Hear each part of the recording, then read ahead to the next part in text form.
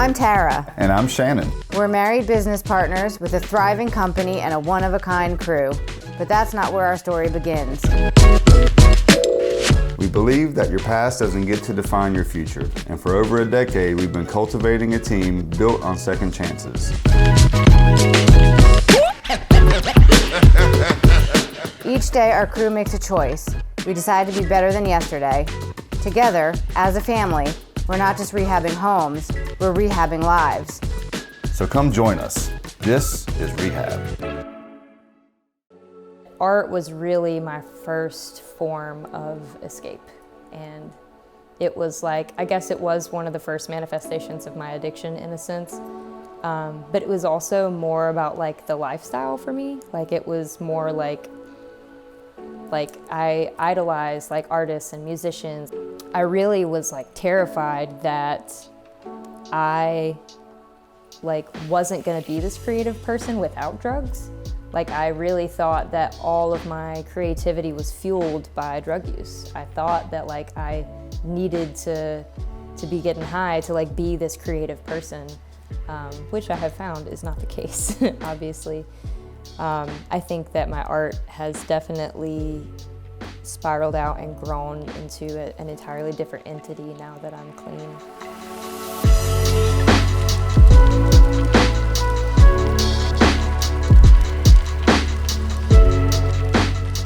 One of the most important things we do here is share our stories with each other. What that does is release the power that our history has over us. What we like to say is that what grows in the dark dies in the light of exposure. All right, I'm Meagan. I'm a person in long-term recovery. You know, I remember my mom saying something to me at one point when I was moving out of one town, which I usually only stayed in one town for maybe a year at a time. I told her I had to get out of this town because I was uncomfortable there. And she said, "You're uncomfortable everywhere you go." And I was like, yeah, you're right, I am. I'm uncomfortable everywhere that I go. I think that really like all of us are here just trying to figure out how to be people. And some of us really struggle with that. Some of us have a really hard time being a person. I know that I, for a fact, have had a really hard time being a person. I grew up in a household of addicts, and both of my parents are addicts. Both of my parents were drug users. My dad actually died of an overdose when I was 20, and my mom is still a using addict to this day.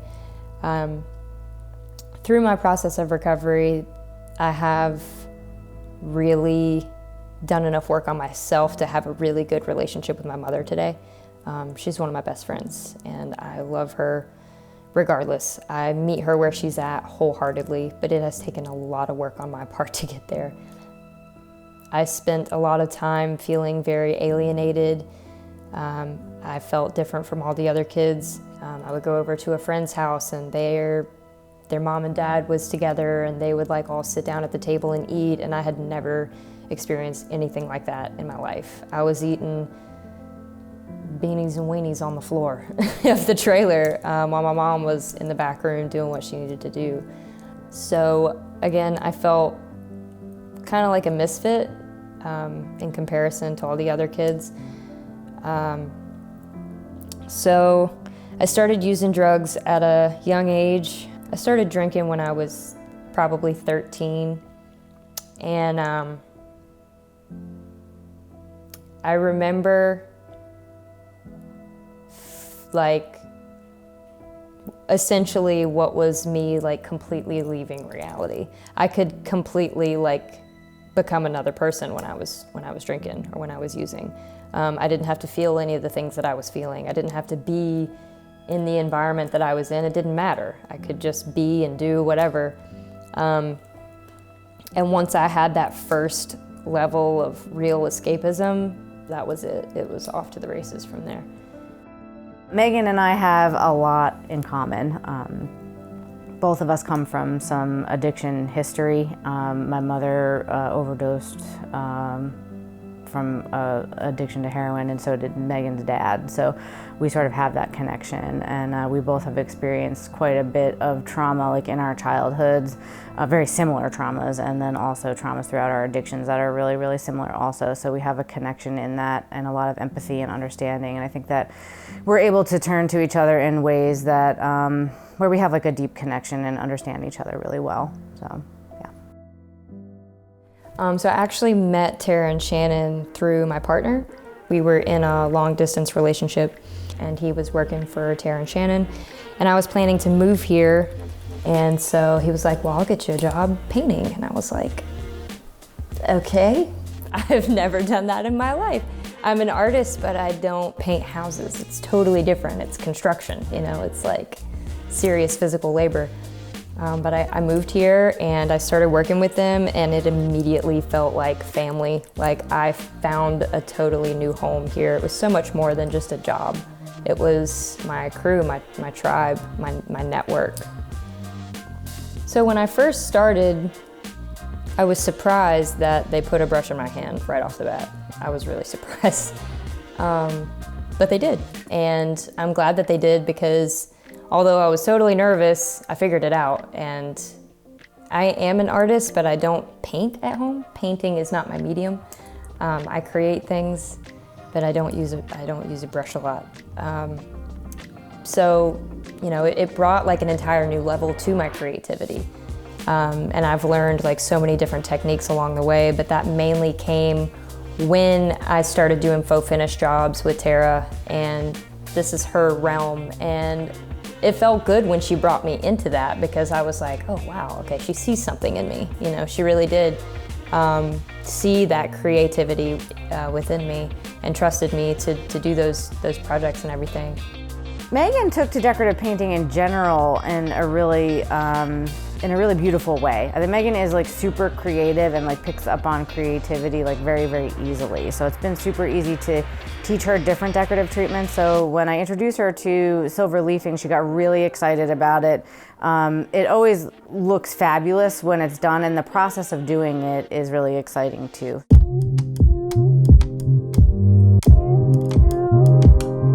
Alright, so today we are going to be silver leafing the ceiling. And I've got an adhesive product here. This is size. So I've got it all taped off so that we don't get the product on the crown.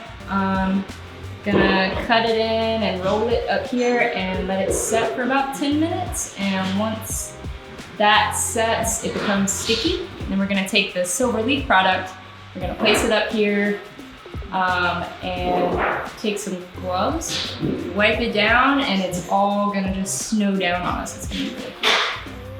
And then the finished product, we are going to, once we get it all flattened out and everything, we're gonna take some wax and do an antique process on it. We're gonna antique it a bit, make it look kind of vintage and old. So it'll give a big pop to this room, and it's gonna look really cool.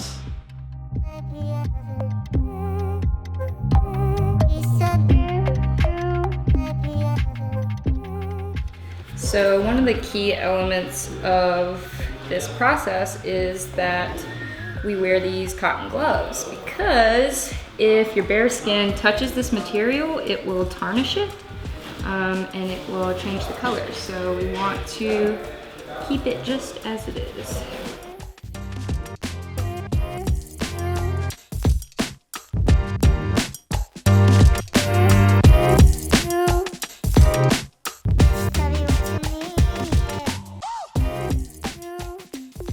So another key element to this process is that when we take the material and place it on the ceiling, we want to make sure that we don't press down the edges and just get the center up there so that it gives it a more crackled effect and a more organic marbled look.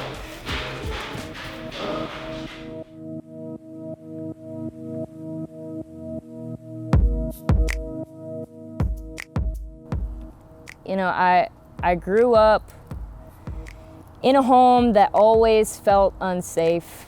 I always felt uncomfortable everywhere I went. I always felt unsafe, and I always felt really alone. I always felt like I didn't belong anywhere that I was. Felt like I was a burden everywhere I went.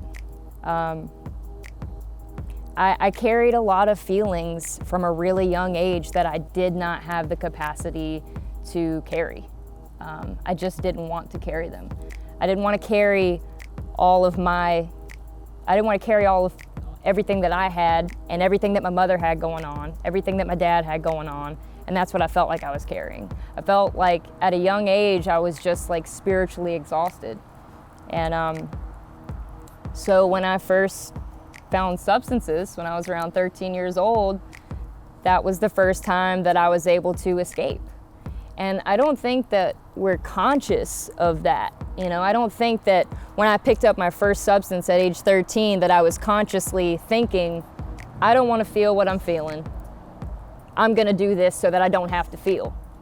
It just looked fun and I wanted to have fun, you know, and that's what it was at first.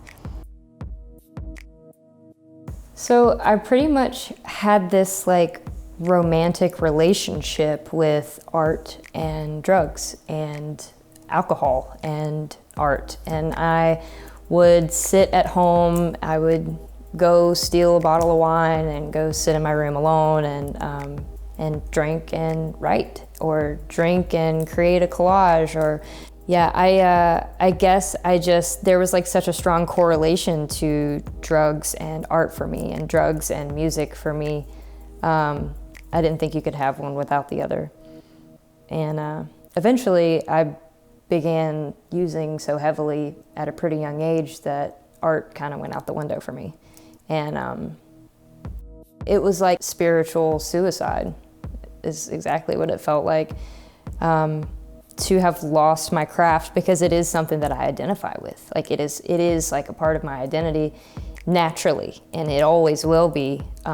It's how I feel connected with my higher self, and it's how I express myself. And I had lost that. It was like I had silenced myself, and I just totally lost myself entirely, so.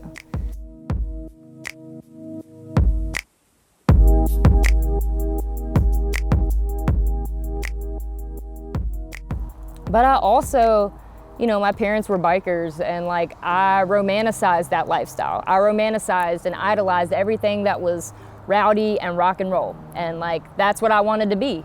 And really, I thought that I was born to be this rowdy rock and roll drug addict that hung out on the outskirts of society. Like, I thought that's what I was supposed to be. And I had no problem with that. In fact, like I really had no problem identifying as a drug addict at a young age. I remember being like 15 or 16, you know, like, yeah, I'm a drug addict, what of it? You know, like I had no desire to be a part of society. I do believe that trauma for a lot of us is the gateway to addiction. Because I know that the trauma that I endured as a kid, the abandonment that I felt, the neglect that I experienced, the fact that neither one of my parents were around, and eventually my grandmother ended up raising me because they couldn't be parents. You know, I believe all of those feelings are what led me to want to escape.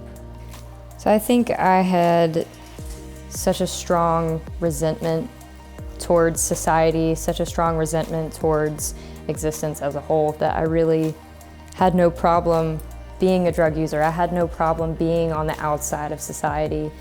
I identified with that, and I wanted to die that way. My whole mentality when I was younger was I never wanted to be here in the first place.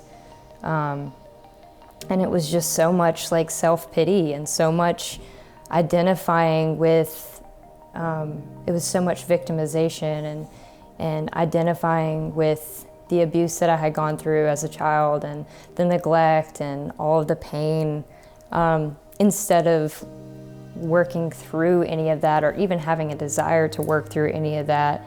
I just wanted to run.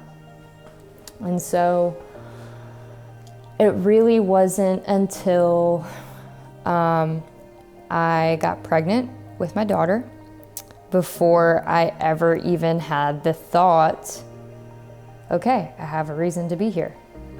So once I got pregnant with my daughter, for the first time in my entire life, I did feel like I had a reason to live.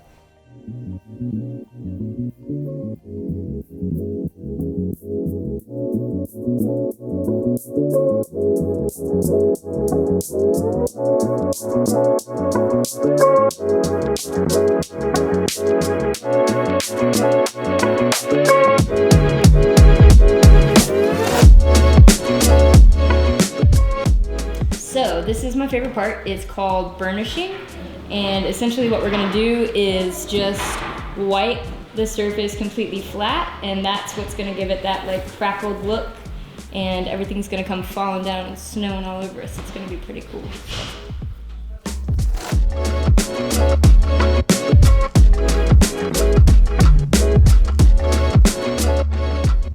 I always find something some kind of form to express myself creatively, like I always do. I started performing probably within the first 30 days after I got out of treatment, and I'm really grateful that that was the case, because I did still have that like burning obsession within me, and I needed to put it somewhere. I desperately needed somewhere for it to go. Finding that opportunity and performing so early on in my recovery really helped me in more ways than I can even imagine. I began fire eating, and basically I just knew a lot of people in the community that were performance artists and everything, and I was like, I want to do that.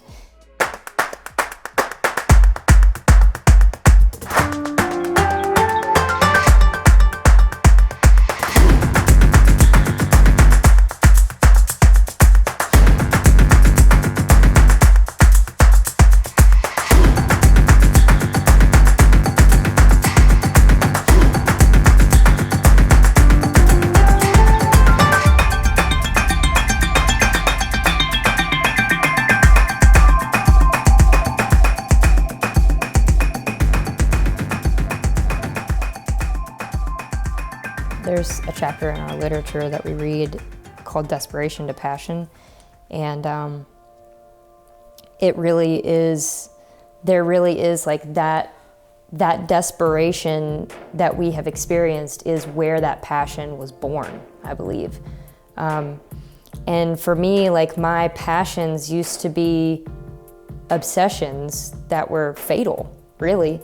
My entire life was built around fatal obsessions, and that level of obsession and that extremity that I feel hasn't gone away. Like, I still feel this like burning fire within me. I've just found different outlets for it.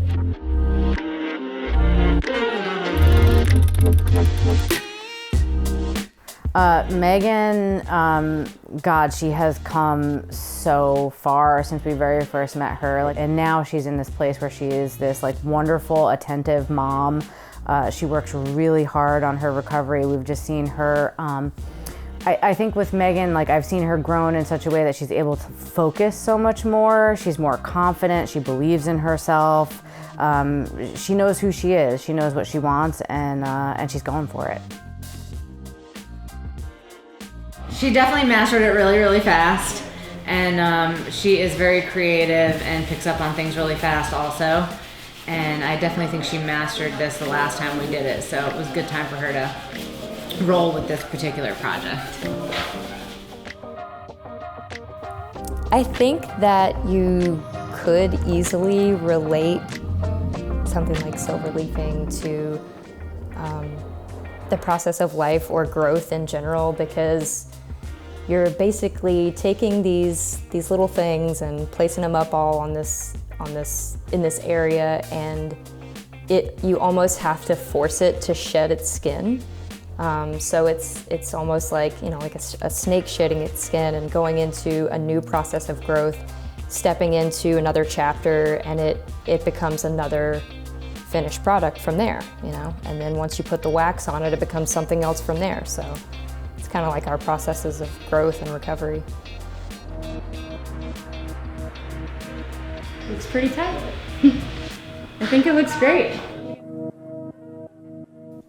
Growing up, I had a false sense of community that I had found through using drugs and partying, and I really had no idea that like what I was craving in my relationships I found in my community that I have today, and that's true genuine connections and true genuine relationships, and we all care for each other. And coming to work, I get to be surrounded by those people that I have those true genuine connections with, and I actually get to come to work and like love spending my days with these people that I'm in recovery with. It didn't take me long to figure out that all the love in the world for our children and our loved ones, our family members, it's not enough to keep us clean. And I really thought, though, you know, I didn't have any concept of what recovery was. I just knew that I needed to stop doing this one drug. And if I could just stop doing this one drug, I was gonna be okay. And I really, truly believed that I could do that on my own. But, you know, that wasn't the case. And so I think that like my heaviest bottom was definitely like after being able to stay abstinent from drugs for a short period of time after I had my daughter, and then that first experience of using against my will really came into play. I became that mother that was in the back room while my kid was running around. I repeated those same patterns that I was born into, those same things that I swore that I would never ever do to myself, to my daughter, to anyone else. I was doing those things. And it was really that experience that helped me find forgiveness for my own mother, because I realized that before my mother was a mother, she was an addict. And it was the same case with me. I continued to use for a couple years after my daughter was born, and it was when she was almost 2 years old, and I had overdosed. Wasn't my first overdose, but it so far has been my last. And I survived, and I realized that my daughter was either gonna grow up without me around physically or without me around emotionally, mentally, and I had to get some help. And so I did. And I went to a treatment facility, and I got involved with a 12-step program, and I found recovery. And essentially what it was that I was looking for was that identification. I needed to find a community that had walked through the fire that I had been through and had made it to the other side and could show me how to walk through it myself. But I could never do it alone. I could never do it alone. I needed that community. I need you guys. I need the ones who have been through what I've been through and can hear all of my insanity. I need to be able to walk into a room and, like Shannon said, you know, I needed somebody who could deal with me. And I found that. I found that in recovery, and I have that in my community today.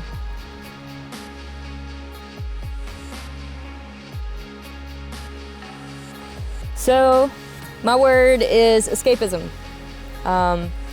I think that the true essence of addiction is escapism, because really that's all we're trying to do, whether it's escape our feelings, escape ourselves, escape society. We're all just trying to quiet our minds and hide. And today in recovery, I don't have to do that anymore. There's nowhere to go but through it. I don't have to go under it, around it, above it. The good news is you get your feelings back. The bad news is you get your feelings back.